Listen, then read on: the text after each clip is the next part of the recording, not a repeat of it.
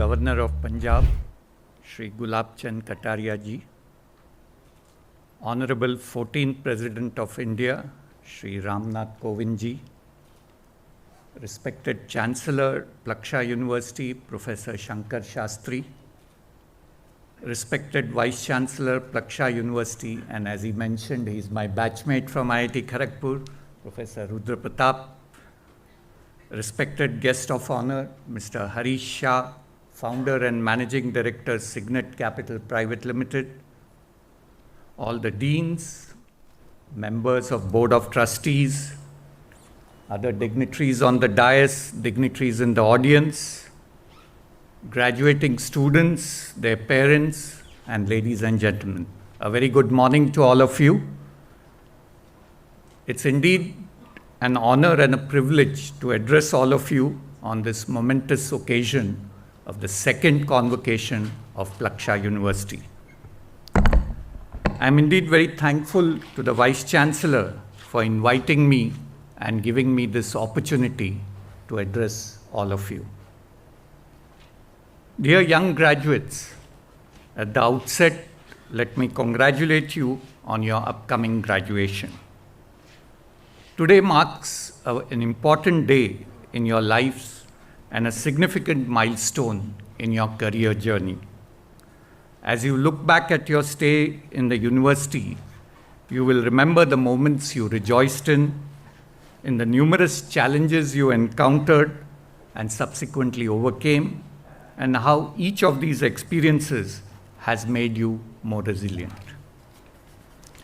It's a moment of great pride, not only for you, but also for your parents, teachers, and those who played a part in shaping your life so far. You have worked incredibly hard to get to this point, and you richly deserve all the accolades. You are among the fortunate few who have the privilege of graduating from such a distinguished technology institution, which is reimagining higher education and research in the country. Plaksha University, in its very short period of existence, has already made a name for itself. And I am sure Plaksha will evolve to be one of the key pillars for the country to become Viksit Bharat by 2047.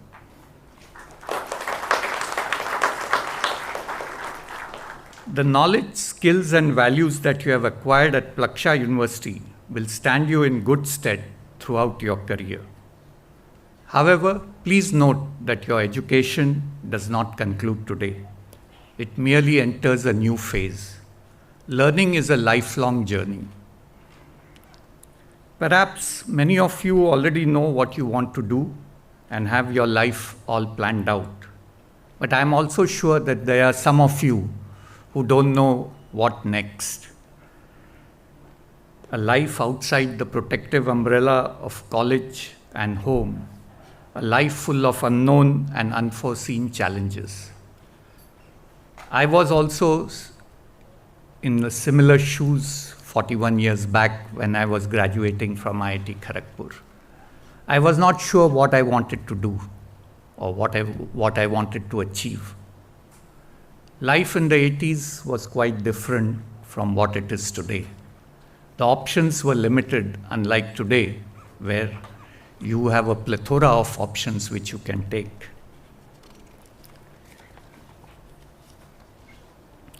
I opted to go for higher studies to Ohio State University and pursue my PhD in material science and engineering. This was partially because most of my friends were going abroad and I didn't want the fear of missing out, or FOMO as you call it these days. However, it was during my PhD at the Ohio State University, I realized that my passion was in pursuing research. I decided to come back to the country and join DRDO in 1989, and I have been working in DRDO for the last 36 and a half years till I retired in May of this year. Today, in hindsight, I can say that both going abroad for higher studies as well as returning back to India and working for DRDO were the right decisions for me. I have thoroughly enjoyed my journey in DRDO. The organization has given me opportunities to work on R&D, work on projects of national interest. It also gave me an opportunity to head a laboratory and eventually the organization itself. The systems that DRDO works on plays a key role in making the country Atmanirbhar in our defense. And as you are aware, with the current geopolitical scenario, being Atmanirbhar in defense is very critical.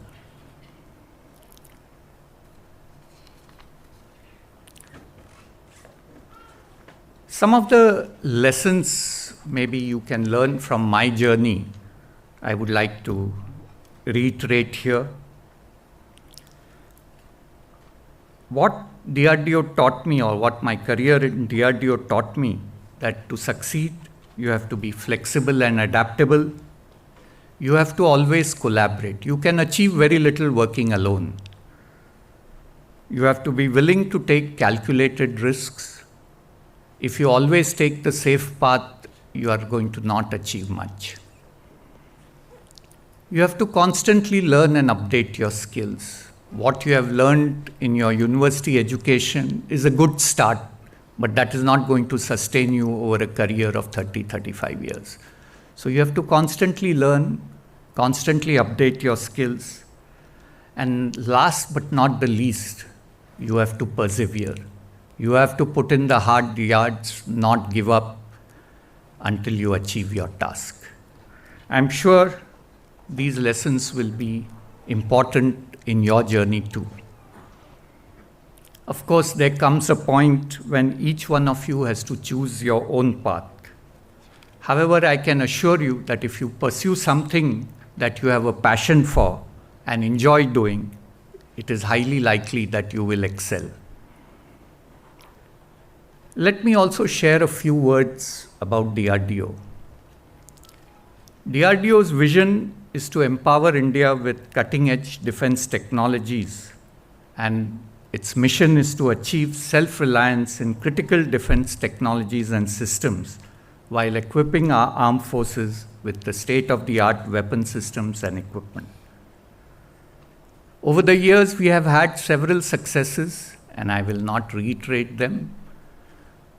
Today, I would say that we are self-reliant in several domains of military technology.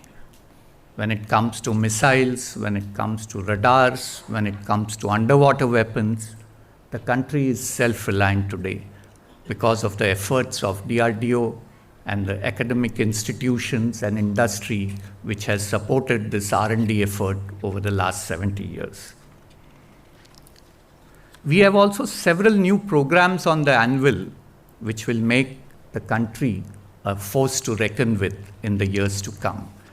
We have started working on a 5th generation advanced medium combat aircraft. We are working on hypersonic cruise missiles, hypersonic glide missiles. We are working on air-independent propulsion system for our submarines. As you are aware, we have already made nuclear submarines in the country, which are equipped with submarine-launched ballistic missiles as well as submarine-launched cruise missiles. Several of these programs are going to reach maturity in the next few years, which will make the country a force to reckon with going ahead. As you are aware, just about a year back, India launched Operation Sindoor, a highly coordinated, multidimensional operation that addressed a sensitive threat that we had on our western border, resulting from the dastardly Pahalgam terrorist attack in our country. Without disclosing the operational details, I can share with you with pride that the success of Operation Sindoor was not merely defined by the courage and capability of our soldiers in uniform, but also by the technological backbone that supported them. The sensors, the unmanned platforms, the secure communication, the AI-assisted decision support, as well as the precision weaponry played a key role in the success that we achieved in Operation Sindoor. think about some of the systems that did exceedingly well. The Akash surface-to-air missile system, the medium-range surface-to-air missile system, MR-SAM, the BrahMos supersonic cruise missile, the D4 anti-drone system, the airborne early warning and control aircrafts, the Akash Tir network, the C4I systems, which played a key role in providing the key decision supports to the services. All of them emerged from our indigenous defense R&D ecosystem. Operation Sindoor was more than a mission. It was a declaration of India's ability to stand tall through self-reliance, strategic foresight, and indigenous technological strength. It was also a call to the next generation, your generation, to keep this momentum going. We are now entering a new era where the definition of warfare itself is rapidly expanding. Battles are no longer confined to the borders or to the front lines.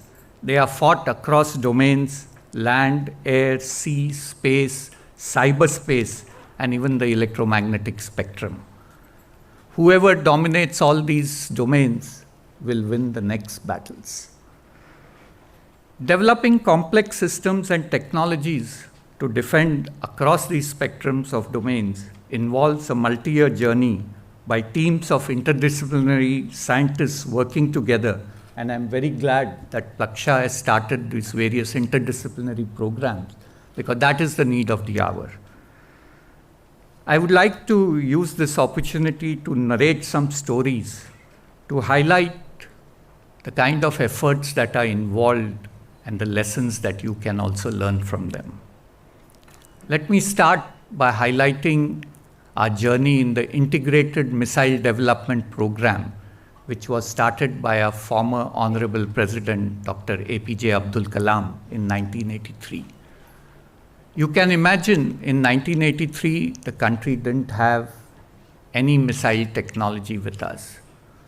But Dr. Kalam had the gumption to start a missile development program to develop 5 parallel missile systems.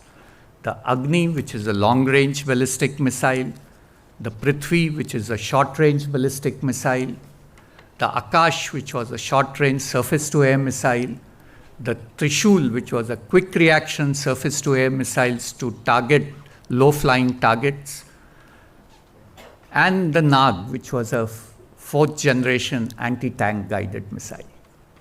You look at the gumption that he had. For a country with no technologies, he parallelly took up a program to address 5 missile systems simultaneously. We had our challenges in making this program a success. The Agni and the Prithvi were developed within 5 years. But the Akash, Trishul, and Nag faced several technological challenges. In fact, Trishul had to be short-closed because the technologies which were necessary for a missile which could be quick reaction and target low-flying missiles was very challenging for a country which had no technologies at that stage. However, the team did not give up. Though the project was closed, the lessons that were learned from the failures were used in subsequent missile developments. Today, I can say proudly that we can develop any type of missile, and that happened because one person had the daring to take up such a challenging program 50 years back. So the lesson or the moral of this story is, please stay the course, especially when you opt for a challenging goal. The end result will be much greater than you think you can achieve. The second story I want to talk about is the development of the air-independent propulsion system for our conventional diesel-electric submarines. We have a small laboratory called Naval Materials Research Laboratory, or Naval Materials NMRL, in Ambarnath near Mumbai. This is a laboratory of 70 scientists which was working mainly on materials. They had developed a phosphoric acid fuel cell in the early 2000s. This was I would say a 500-watt phosphoric acid fuel cell. There was a naval vice admiral who was visiting the laboratory for a conference. He saw this fuel cell and jokingly said, "Can this fuel cell power a submarine?" A submarine requires 230 kilowatt of power. This was a 500 watt fuel cell what they had done. But this lab, in spite being a materials lab and a small lab, took up the challenge. They said, "Okay, give us some years. We will prove this technology to you on land. And then if you are happy with it, we can put it on a submarine." So with sustained effort over 7 years, they developed this air-independent propulsion, a land-based prototype of this system which would go on a submarine, and proved it to the Navy that this can deliver power of 230 kilowatts and sustain it for more than 10 to 12 days. Today I am proud to say that the Scorpene diesel-electric submarine will get this AIP.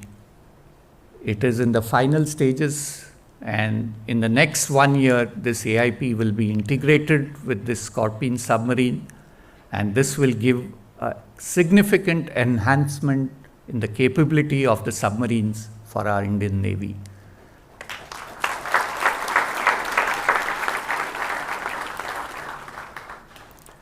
The moral of this story is the ability to be bold.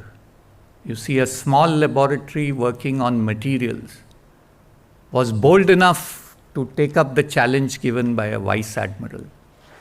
And through sustained effort, they have delivered a significant capability to our Navy.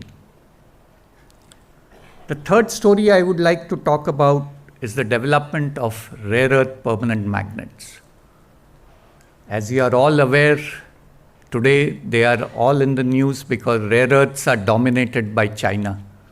Today 90% of the supply of rare earths is controlled by China, and they can switch off the supply at any given time. In 2010, citing environmental concerns, they cut down supply of rare earths by 40%. This resulted in our strategic programs getting affected because these samarium cobalt magnets play a very important role in our atomic energy programs, in our defense programs, in our space programs. So it was a crisis. We had the technology to make the magnets, but we were dependent on the raw materials from China.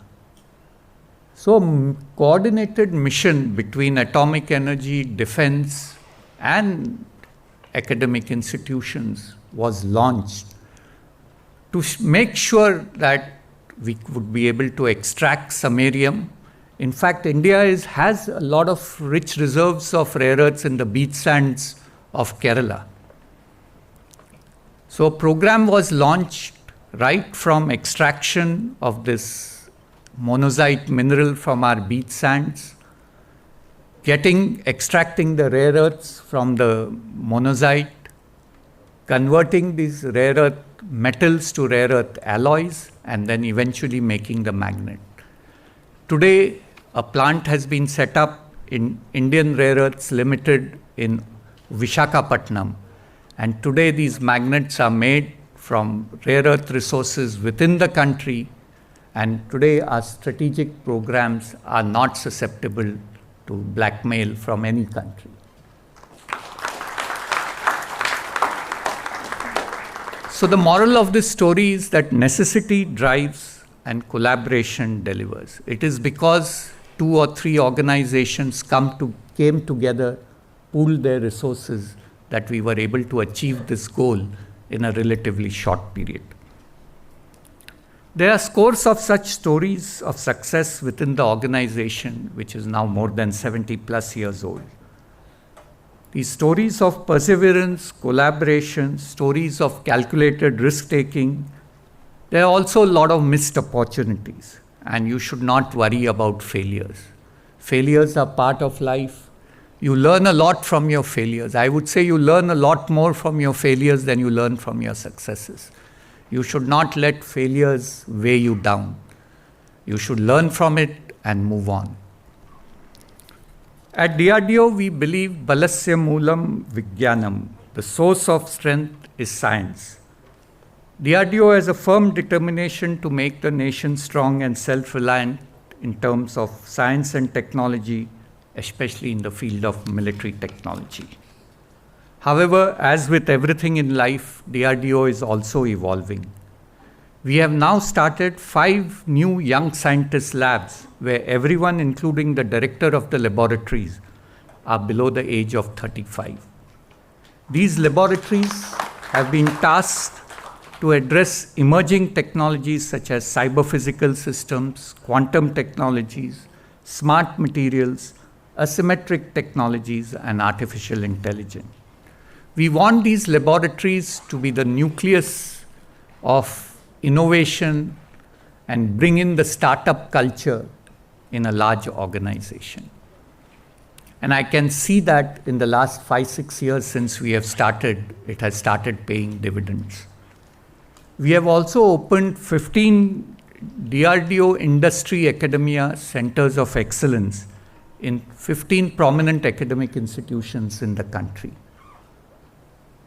We are looking at these DIA COEs to become like the MITs, Stanfords, and Caltechs and create a full R&D ecosystem of academia, DRDO labs, and startups working together to translate R&D into technologies and products which can be delivered to our services.